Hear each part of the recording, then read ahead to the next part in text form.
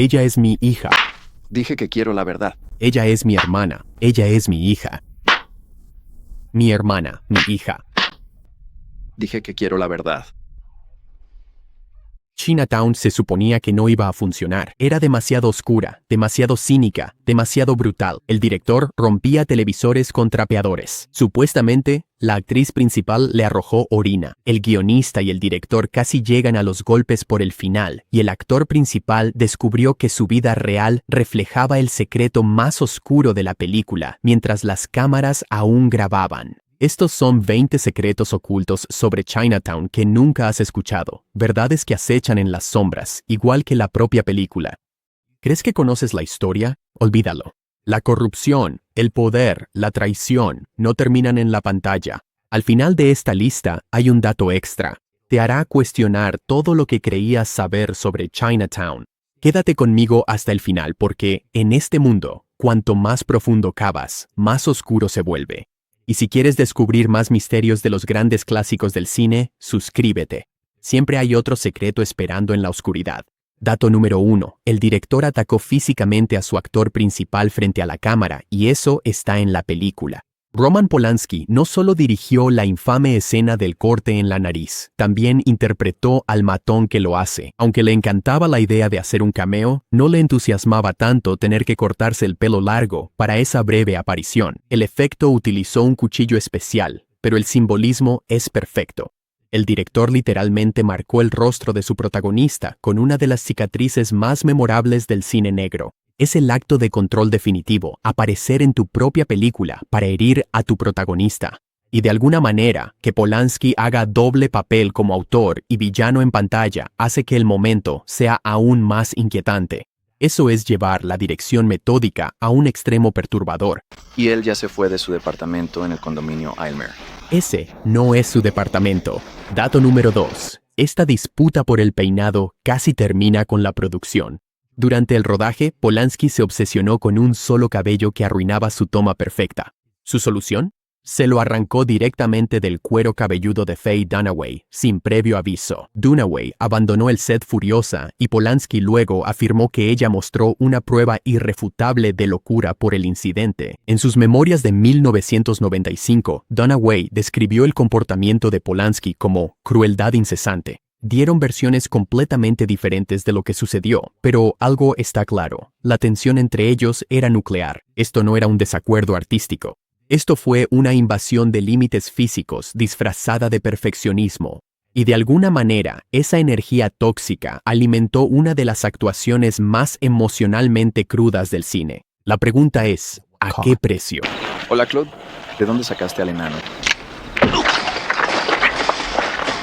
Eres un tipo muy entrometido, gatito, ¿eh? ¿Sabes lo que les pasa a los tipos entrometidos? Dato número 3. Una amarga pelea por 3 minutos cambió la historia del cine. Robert Towne quería que Noah Cross muriera y que Evelyn sobreviviera. Un final clásico de Hollywood.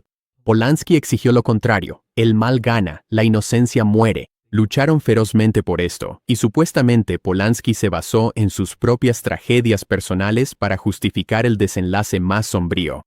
Towne odiaba haber perdido la discusión y resentía el férreo control de Polanski sobre el final. Pero años después admitió que el final más oscuro hizo que la película se volviera icónica. Esa escena final trágica en Chinatown, olvídalo Jake, es Chinatown, se convirtió en uno de los momentos más devastadores del cine. Sin el cinismo de Polanski solo tendríamos otra historia de detectives. En cambio, obtuvimos una pesadilla de la que el público no puede apartar la mirada. ¿Cuánto le gustaría? Oh, basta. El dinero está bien, es generoso. Pero, creo que me quedaste debiendo una historia.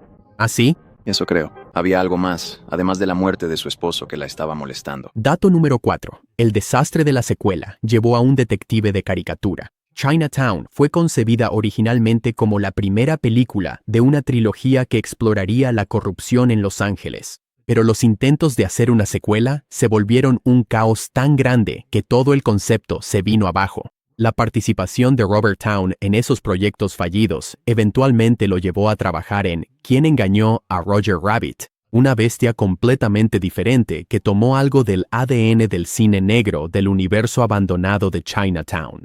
Imaginen, una de las películas más oscuras jamás hechas comparte linaje creativo con una película protagonizada por un conejo de caricatura. La secuela de 1990, The Two Jakes, se convirtió en una historia de advertencia tal que fracturó las relaciones profesionales que habían definido el Hollywood de los años 70.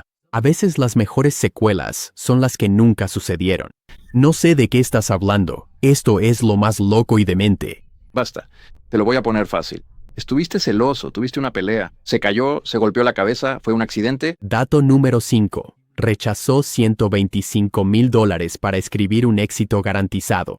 El productor Robert Evans le ofreció al guionista Robert Towne $125,000 para adaptar El Gran Gatsby, pero Towne lo rechazó.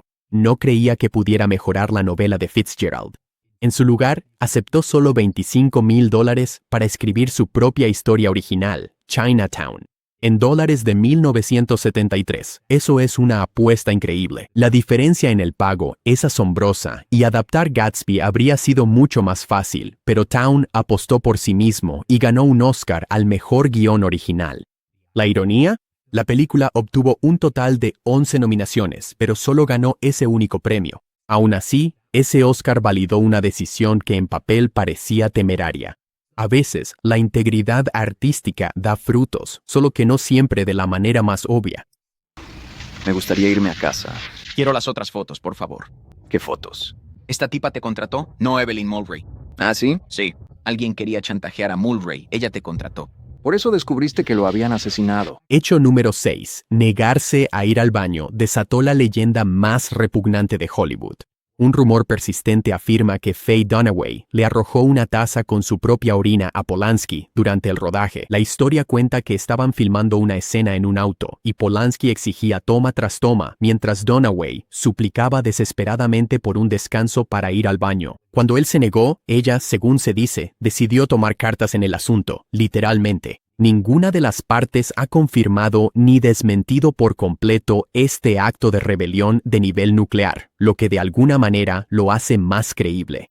Es la metáfora perfecta de su dinámica tóxica, un director que no cedía ni un centímetro y una actriz que encontró la forma más visceral posible de recuperar el control. Sea cierto o no, el hecho de que todo el mundo crea que podría haber sucedido lo dice todo sobre ese conjunto.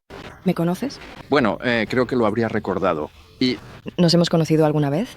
bueno, no, ¿Nunca? nunca. Eso es lo que pensé. Verá, soy la señora Evelyn Mulvey. ¿Conoces a la esposa del señor Mulvey? Dato número 7. Un partido de los Lakers casi descarriló toda la producción.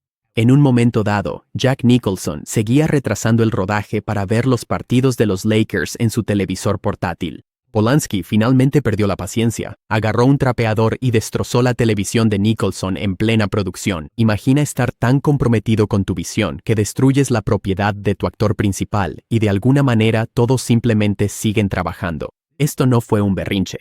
Fue Polanski imponiendo su autoridad de la manera más absurda posible.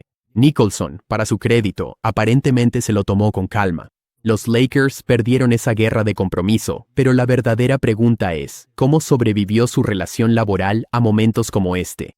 La respuesta podría ser que el caos en realidad alimentó la energía maníaca de la película. O me lo dices tú o lo adivino. No sé la respuesta. ¿De verdad piensas que soy estúpido, verdad, Gites? No lo pienso tanto, pero dame 1 o 2 días y te lo haré saber.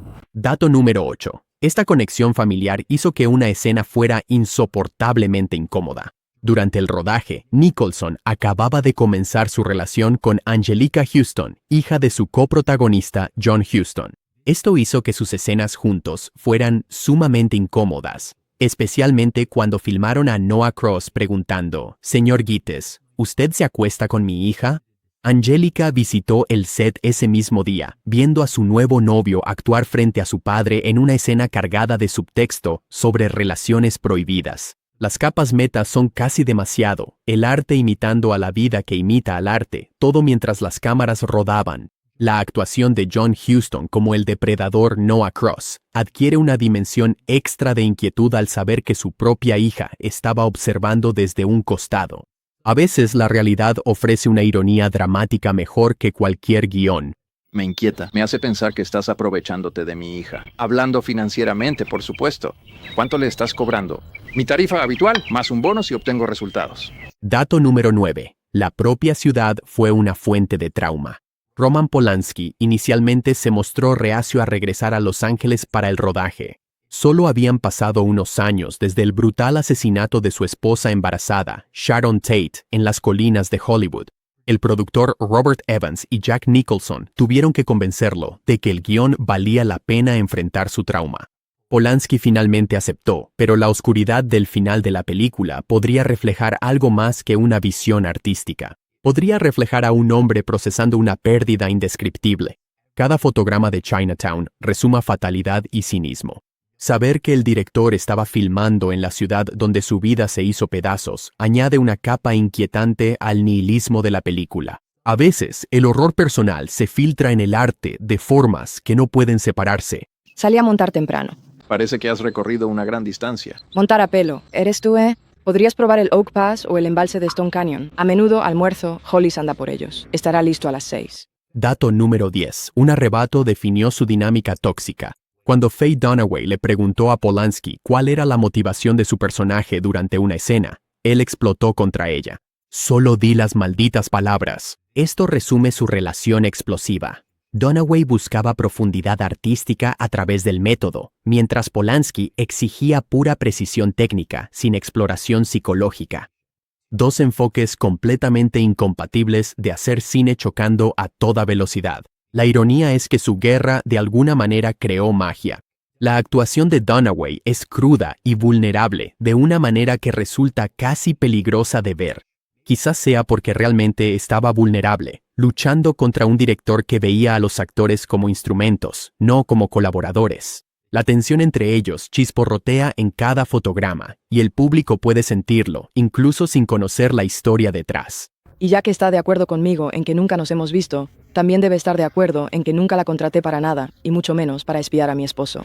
Veo que le gusta la publicidad, señor Gittes. Dato número 11. La escena más impactante de la película es inquietantemente real.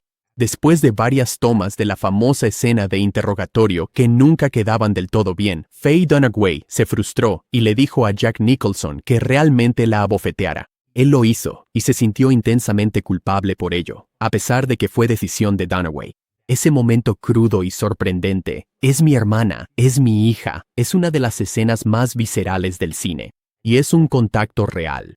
Se puede ver un dolor genuino cruzar el rostro de Dunaway. La desesperación en su voz no es solo actuación. Es una mujer que exigía autenticidad a cualquier precio, incluso el dolor físico. La incomodidad de Nicholson también es palpable. Esta escena cristaliza todo lo que representa Chinatown, la violencia bajo la superficie de la civilización y los sacrificios que hacen los artistas por su oficio. Ella es mi hija. Dije que quiero la verdad. Ella es mi hermana. Ella es mi hija. Mi hermana. Mi hija. Dije que quiero la verdad. Dato número 12. La realidad entregó el mismo giro argumental 6 meses después. En 1974, después de hacer Chinatown y mientras filmaba The Fortune, Jack Nicholson fue informado por investigadores de la revista Time que su hermana en realidad era su madre, de manera inquietantemente similar a la revelación sobre Evelyn y Catherine en la película. Imagina descubrir que tu vida refleja el secreto más oscuro de una película en la que acabas de protagonizar. La sincronía cósmica es escalofriante. Nicholson había pasado meses explorando la reacción de Jake Gittes al descubrir secretos familiares incestuosos, sin saber que su propia familia había estado ocultando una verdad casi idéntica. No era incesto, pero sí un engaño de identidad al mismo nivel fundamental. El universo le dio la lección de actuación más cruel posible. A veces, ya estás viviendo el papel que interpretas y ni siquiera lo sabes. ¿Dónde dijiste están los huertos? Valle Noroeste. Eso es como decir que están en Arizona. Así como están mis hombres de campo afuera, no puedo darte la ubicación exacta. Eres un hombre casado, ¿verdad? Dato número 13. Una restricción imposible creó un genio claustrofóbico. Polanski dijo que, para mantenerse fiel a la tradición de historias de detectives de Raymond Chandler, filmó toda la película desde la perspectiva de Jake Gittes. Nicholson aparece en cada una de las escenas, una elección cinematográfica sumamente restrictiva que obligó a que la narrativa se convirtiera en una experiencia subjetiva y claustrofóbica. Esto no era común en el Hollywood de 1974, donde predominaban los elencos corales y las múltiples perspectivas, pero la restricción da frutos de manera brillante. Estamos atrapados en la comprensión limitada de Jake, descubriendo las verdades exactamente al mismo tiempo que él, incapaces de ver más allá de sus puntos ciegos. Cuando todo se desmorona, caemos junto a él. Las restricciones fomentan la creatividad y la apuesta de Polanski redefinió el neo-noir. Bueno, ¿qué pasa? ¿Qué ocurre? Te lo dije, tenemos un tren a las 5:30. Vas a perder tu tren. Lou, encuéntrame en 1972 Canyon Drive. Sí, tan pronto como puedas. Dato número 14. La trama de corrupción es apenas una historia de California disfrazada. Robert Towne encontró la narrativa de Chinatown inspirándose en William Mulholland, un verdadero superintendente de agua de Los Ángeles involucrado en un robo masivo. El escándalo del agua del Valle de Owens fue uno de los mayores robos públicos en la historia de Estados Unidos. Hombres poderosos literalmente robaban agua a los agricultores para enriquecerse y desarrollar Los Ángeles. Towne transformó este crimen real en poesía noir. La corrupción en la película no es ficción, es un documental con una capa de detective. Por eso Chinatown se siente tan auténtica e inquietante. Noah Cross no es una exageración, apenas es un disfraz para los verdaderos varones ladrones que construyeron California sobre recursos robados y vidas destrozadas. A veces, la realidad es más oscura de lo que cualquier guionista podría inventar. Si tu padre viniera a vivir con nosotros, Eso es exactamente lo que quería oírte decir. bien, Me pregunto, ¿será tarde que miremos? ¿no déjame mostrarte? ¿Te importaría si damos un paseo solos? Dato número 15. Una decisión de casting lo cambió todo. Jane Fonda fue seriamente considerada para el papel de Evelyn Mulwray, pero Polanski insistió en Faye Dunaway. Dada la guerra en el set que siguió, los jalones de pelo, el supuesto incidente de orina, las discusiones a gritos, uno se pregunta si Polanski se arrepintió de esa elección o sabía exactamente lo que estaba haciendo. Quizás entendía que la fricción crearía algo eléctrico en pantalla. Una versión con Jane Fonda habría sido una película completamente diferente, probablemente más compuesta, menos cruda y ciertamente menos violenta detrás de cámaras. ¿Pero habría sido mejor? A veces, las peores relaciones laborales producen el mejor arte. Dígame, señor Gittes, ¿esto le sucede a menudo? ¿El qué? Bueno, solo estoy juzgando en base a una tarde y una noche, pero si así es como hace su trabajo, diría que tendría suerte si logra terminar un día entero. Dato número 16. La perspectiva de un forastero hizo que el noir estadounidense se sintiera ajeno. El productor Robert Evans estaba entusiasmado de que la dirección de Polanski crearía una visión de Estados Unidos más oscura, cínica y europea. La apuesta funcionó. Chinatown se convirtió en un puente cultural, un género estadounidense filtrado a través de los ojos de un director polaco-francés que había sobrevivido al Holocausto y a tragedias personales. Esa perspectiva de forastero hizo que la película se sintiera inquietante de maneras que el noir puramente hollywoodense nunca logró. El noir estadounidense suele tener un centro moral, incluso cuando los personajes son corruptos. Polanski eliminó por completo esa red de seguridad. El mal triunfa, la inocencia muere, no hay redención, no hay justicia, no hay lección aprendida, solo los ojos vacíos de Jake y esa devastadora línea final. Olvídalo, Jake, es Chinatown. Solo alguien que hubiera visto colapsar la civilización podría hacer que ese final pareciera inevitable. ¿Es posible? ¿Qué es eso? ¿Qué es eso? ¿Quieres hacerle un gran favor a tu pareja? Llévalo a casa, llévenselo a casa. Sáquenlo de aquí inmediatamente. Vete a casa, Jake. Dato número 17. Algunas películas nunca deberían tener una secuela. Robert Towne, Robert Evans y Jack Nicholson no pudieron dejar las cosas como estaban con la secuela de 1990, The Two Jakes. La producción se volvió tan problemática que fracturó las relaciones profesionales que habían definido el Hollywood de los años 70. Towne y Evans, que en su momento colaboraron en varios clásicos, apenas hablaron después. La película en sí decepcionó a todos. A los críticos, al público y, lo más doloroso, a los propios creadores. The Two Jakes es una historia de advertencia. A veces, la suerte no se repite, y forzarla destruye la magia del original. Esa famosa frase final, olvídalo Jake, es Chinatown, debió tomarse literalmente por todos los involucrados. Debieron olvidarse de las secuelas y dejar la perfección en paz. A veces, la mejor decisión creativa es saber cuándo alejarse. El tipo dice, los chinos primero hacen un poco, pausan, leen Confucio, regresan, continúan, pausan y siguen. Jake, Dato número 18. Una amistad forjada durante años creó la tormenta perfecta. Polanski se enteró del guión por medio de Jack Nicholson, ya que ambos llevaban años buscando activamente un proyecto adecuado para trabajar juntos. Esto no era solo otro trabajo, era una colaboración creativa que había estado gestándose mucho antes de que las cámaras comenzaran a rodar. Evans sabía que combinar el carisma estadounidense de Nicholson con el cinismo europeo de Polanski crearía algo sin precedentes, una visión más oscura y brutal de Los Ángeles de los años 30, de la que los directores estadounidenses se atreverían a intentar. Tenían razón. Jake Gittes, el personaje de Nicholson, no es un héroe tradicional. Es arrogante, tiene defectos y al final es impotente. La química no fue accidental, fue cultivada. Esto no es un cruce. No conoces al padre de Evelyn, no sabes, es el pájaro persigues. Puedo explicarlo todo, pero solo dame 5 minutos. Eso es todo lo que necesito. Es rico, ¿lo entiendes? Cállate. Él se sale todo. Dato número 19. 11 nominaciones, una victoria. La máxima ironía. Tanto Faye Dunaway como Jack Nicholson fueron nominados al Oscar por sus interpretaciones. La película obtuvo un total de 11 nominaciones, incluyendo Mejor Película, Mejor Director, Mejor Actor, Mejor Actriz, pero solo ganó una, el Oscar de Robert Towne a Mejor Guión Original. Perder el premio a Mejor Película ante El Padrino, parte según, puede doler menos cuando te das cuenta de que Chinatown definió el género neo-noir para generaciones. Ese único Oscar validó el guión que lo inició todo, la apuesta de $25,000 de Towne, que luchó por proteger de las reescrituras. La ironía es poética. El guionista ganó, pero el director y los actores que lucharon en un infierno de producción se fueron a casa con las manos vacías. A veces la academia acierta de casualidad. Las palabras importaban más. ¿Cómo planean salir adelante vaciando los embalses? Eso no lo sé. Pagaré tu salario más $5,000 si descubres qué le pasó a Hollis y quién estuvo involucrado. Dato número 20. La desvergüenza del viejo Hollywood en su máxima expresión. El productor ejecutivo de la película, C.O. Erickson, se eligió a sí mismo como el banquero de la barbería que inicia una discusión con Jake. Es una escena pequeña pero memorable en una película repleta de ellas. Un ejemplo perfecto de la descarada autoinserción del viejo Hollywood. Para ser justos, Erickson no se hace quedar mal.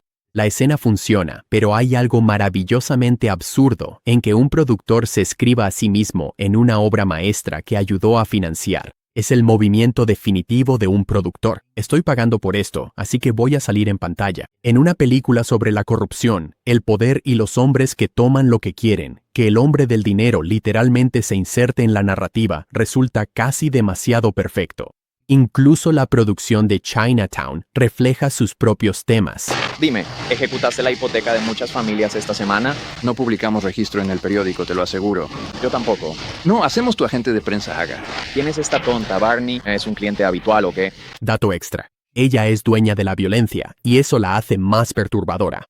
Años después de la filmación, Faye Dunaway nunca expresó arrepentimiento por exigirle a Jack Nicholson que la abofeteara durante la escena del interrogatorio. En la tradición de Hollywood, esto se ha convertido en una extraña insignia de honor, una prueba de que ella soportaría cualquier cosa por su autenticidad. El hecho de que Dunaway lo presente como una elección suya y no como una violencia infligida sobre ella, complica toda la narrativa. Ella exigió dolor real y lo consiguió. Ella es dueña de esa decisión, pero también normaliza prácticas en el set que hoy en día no serían aceptadas en la industria. La bofetada creó uno de los momentos más poderosos del cine, pero el orgullo de Dunaway por ello plantea preguntas incómodas sobre dónde termina el compromiso y comienza el autodaño. Su falta de arrepentimiento no resuelve la cuestión ética, solo hace que sea más difícil ignorarla. Chinatown comenzó como una apuesta, un guión oscuro, un director traumatizado y un elenco que casi se destruyó entre sí. Pero de alguna manera, todo ese caos se cristalizó en una de las pesadillas más perfectas del cine. Si te interesan los secretos extraños del cine y los hermosos desastres que crean leyendas de Hollywood, suscríbete. Vamos a sumergirnos en más películas que no deberían haber funcionado, pero de alguna manera lo hicieron. Porque a veces, el mejor arte surge de las peores circunstancias. Olvídalo, Jake. Esto es Hollywood.